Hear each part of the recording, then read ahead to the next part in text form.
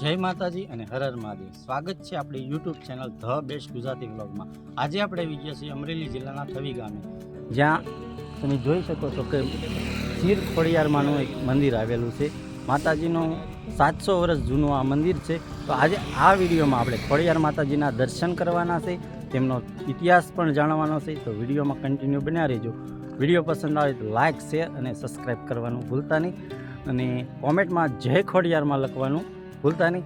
તો ચાલો હવે જલ્દી આપણે માતાજીનો દર્શન કરીએ અને માતાજીનો ઇતિહાસ જાણીએ। અમરેલી જિલ્લાનું સાવરકુંડલા તાલુકા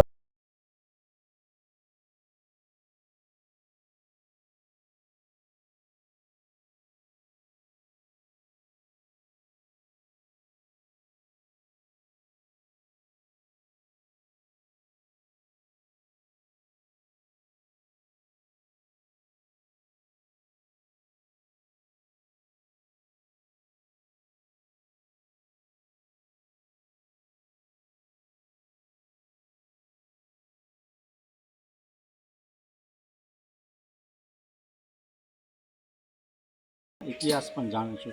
તો વિડીયોમાં કન્ટિન્યુ બન્યા રહેજો। તો ચાલો હવે ઝડપથી માતાજીના દર્શન કરીએ। ખોડિયારમાંના મંદિરમાં લોકો દૂર દૂરથી માતાજીની લાપસીની માનતા કરવા આવતા હોય છે।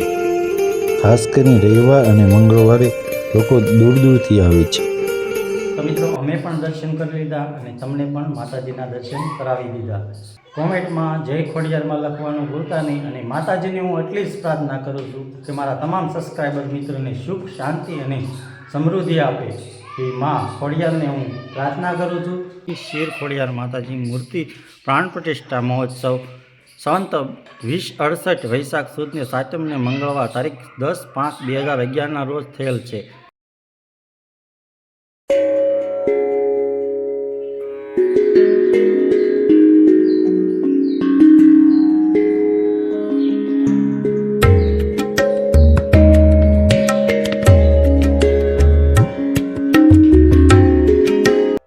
મિત્રો, ખોડિયાર માતાજી અહીં 700 વર્ષથી બિરાજમાન છે।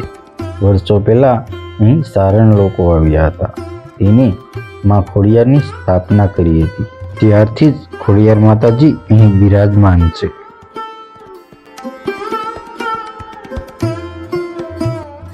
મિત્રો, આપણે પહેલા દર્શન કર્યા હતા તે માતાજીનું નવું મંદિર હતું। આ માતાજીનું જૂનું મંદિર છે।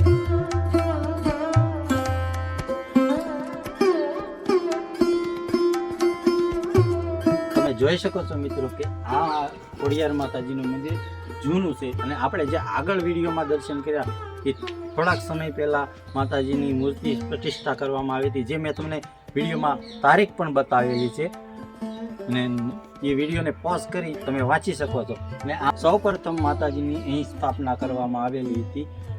મંદિર લગભગ 700થી 800 વર્ષ જૂનું છે, અને તમે આ પથ્થર જુઓ, આ પથ્થરમાંથી એક કાંકરી પણ ખરતી નથી। માતાજીનો એટલો હાથ છે। ભાવિકો દૂર દૂરથી માનતાઓ લઈને આવે છે। ખાસ કરીને રવિવારે અહીંયા લાપસી માતાજીની હોય છે। લોકો દૂર દૂરથી માનતાઓ લઈને આવે છે। જેવી જેવી ભાવના એવી માતાજીની માનતા। તમે જોઈ શકો છો કે આ પથ્થર તમે જોતા છો કે આજ સુધી હજી એક કાંકરી પણ આ પથ્થરમાંથી ખરી નથી। અને વર્ષો પહેલાં એવું કહેવામાં આવે છે કે અહીંથી પાણી વહેતું હતું, જે સમય જતાં અત્યારે બંધ થઈ ગયું છે। એટલા માટે જ માતાજીનું નામ શીર ખોડિયાર માતાજી પડ્યું છે, કારણ કે અહીંથી પાણીની સરવણ રહેતી હતી, એટલે શીર ખોડિયાર માતાજીનું નામ। નિસંતાન દંપતીની કોઈ માનતા કરે તો માતાજી તેમને દીકરા પણ આપે છે। તો મિત્રો, આપણે ખોડિયાર માતાજીના દર્શન કર્યા, તો અહીંયા એક ખેતલા આપાનું મંદિર પણ છે। તો ચાલો તમને દર્શન કરાવું।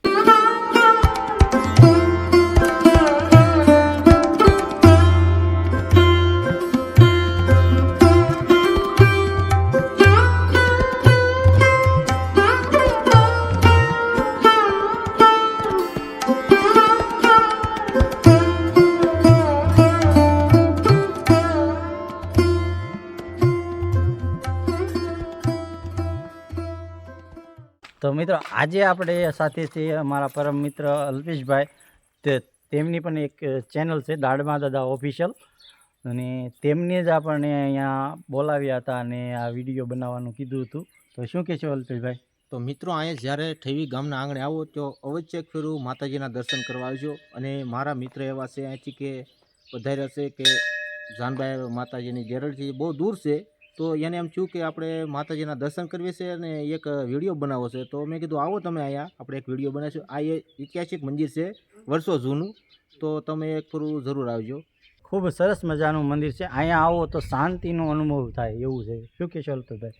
બસ આ એક ફરું આવો તો તમને એમ થાય કે નહીં એક ફરું આવ્યા જેવું છે. જો અહીંયા ગમે ત્યારે આવો તો અહીંયા ભજન ભોજન બધું મળી રહે છે અને અહીંયા રહેવાની બેસવાની બધી સુવિધા છે. તો અવશ્ય ફરું પધારો અને વિપુલભાઈના ચેનલને ફૂલ સપોર્ટ આપજો. કેમ કે આ વિડીયો બનાવવામાં બહુ મુશ્કેલી પડતી હોય છે, એડિટિંગ કરતાં સમય લાગે છે. તો વિડીયોને લાઇક શેર અને સબસ્ક્રાઈબ કરવાનું ભૂલતા નહીં. અને આપણે અલ્પેશભાઈની ચેનલ દાડમા દાદા ઓફિશિયલ છે, તો હું તમને આપી દઈશ લિંક, તો તમે સબસ્ક્રાઈબ કરી લેજો. એક બીજા મિત્ર પણ આવ્યા છે, તમે એને ખ્યાલ ન હોય તો શું કહેશો? એ પણ અલ્પેશભાઈ પણ છે. તો શું લાગ્યું અહીંયા તમને ખોડિયાર માતાજીના દર્શન દર્શન કર્યા ખોડિયારમાંના. કેમ લાગ્યું? શાંત વાતાવરણ, અનુભવ થયો, મજા આવે એવું છે. ફરી વાર આવવાનું મન થાય એવું ખરું? આવવાનું મન થાય, અહીંયા ચોક્કસ મુલાકાત લેવી. તો હું અમારી ચેનલ વિશે શું કહેશો તમે? બસ વિપુલભાઈને સપોર્ટ કરજો અને બસ વિપુલભાઈ વિડીયા બનાવી રહે.